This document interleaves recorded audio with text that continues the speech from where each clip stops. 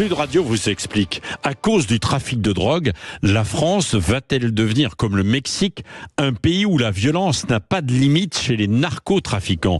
Une délégation de magistrats mexicains vient de passer par Paris et elle appelle la France à prendre des mesures d'urgence pour ne pas se retrouver donc d'ici quelques années dans la situation du Mexique, où les violences liées au cartel de la drogue ont fait plus de 450 000 morts en 20 ans. Nous sommes avec Fabrice Risoli, qui est spécialiste de la grande criminalité des mafias. Bonjour. Bonjour. La France devient-elle vraiment le Mexique ? Non, pas vraiment. C'est deux pays extrêmement différents. Le Mexique est devenu, en 40 ans, une plateforme de distribution de la cocaïne pour le monde entier. Et au départ, pour les États-Unis, le plus gros marché de consommation. Car je rappelle que les Américains sont ceux qui consomment le plus de drogue au monde.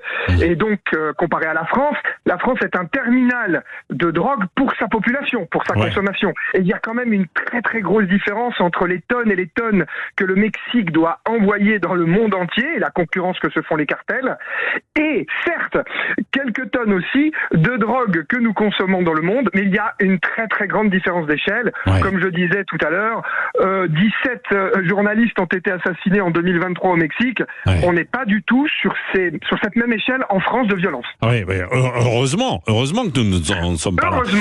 Mais c'est vrai, et vous avez écrit un livre autour de la mafia. Les mafias sont derrière aujourd'hui, et de plus en plus présentes. Alors, il y a la grande mafia, et puis il y a plein de petits mafieux et de réseaux un peu partout sur le territoire aujourd'hui, Fabrice Risoli, non ?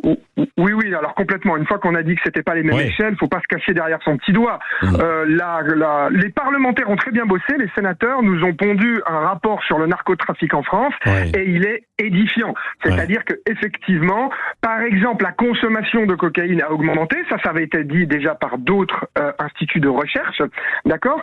Et il y a vraiment une compétition exacerbée avec nos clans. Je ne parle même pas des grands mafieux qui font arriver les tonnes de drogue, mais vous avez raison, la violence aujourd'hui est exercée par des clans qui se disputent des points de deal à Marseille, en Seine-Saint-Denis et ailleurs.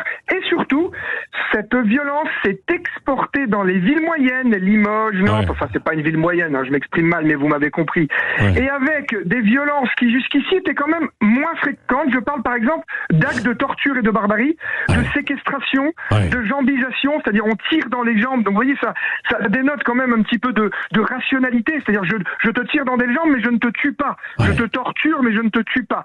Et ça, si vous voulez, c'est inquiétant, et pour ça il y a des instruments législatifs qui existent, et c'est plutôt du côté de l'Italie qu'il faut se tourner que du Mexique pour savoir ce qu'il faut faire. Alors, mais l'un des magistrats mexicains, par exemple, là je parle des Mexicains puisqu'ils sont venus en visite en France, nous conseille de mettre plus de moyens humains et de modifier la loi pour lutter contre le narcotrafic. C'est-à-dire qu'il faut être beaucoup plus cash, beaucoup plus ferme. Et alors, je ne connais pas les mesures en détail. Qu'en pensez-vous ?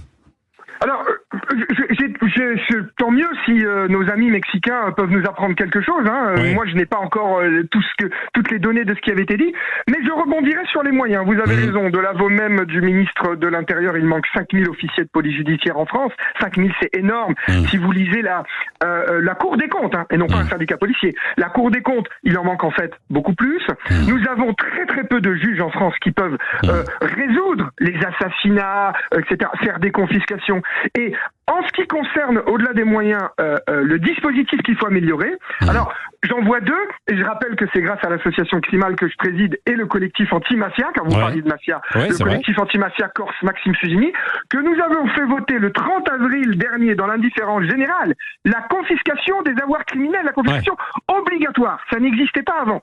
Donc là, ça va changer, on va leur prendre tous leurs biens, et ça c'est déjà quelque chose d'important qu'il faut dire. Et deuxièmement, parce que le ministre de la Justice en a parlé, il veut réformer le statut de collaborateur de justice, qu'on appelle à tort des repentis, d'accord ? Et ça c'est très important, parce qu'on ne peut pas aujourd'hui protéger les anciens assassins qui témoigneraient pour résoudre les assassinats. Et quand on parle de violence, le crime organisé, les Mexicains, les Français, la violence, c'est leur première ressource. Il faut absolument pouvoir protéger, j'ai bien dit protéger, hein. Ils vont en prison, mais protéger ceux qui dénoncent les assassins. Merci Fabrice Risoli, spécialiste de la grande criminalité et des mafias, de nous avoir éclairé ce matin sur ce phénomène, bien sûr, grandissant tout de même en France. Allez, dans un instant, Guy Carlier. C'est notre petite drogue du jour, Guy Carlier, bien sûr, juste avant le journal de 8h.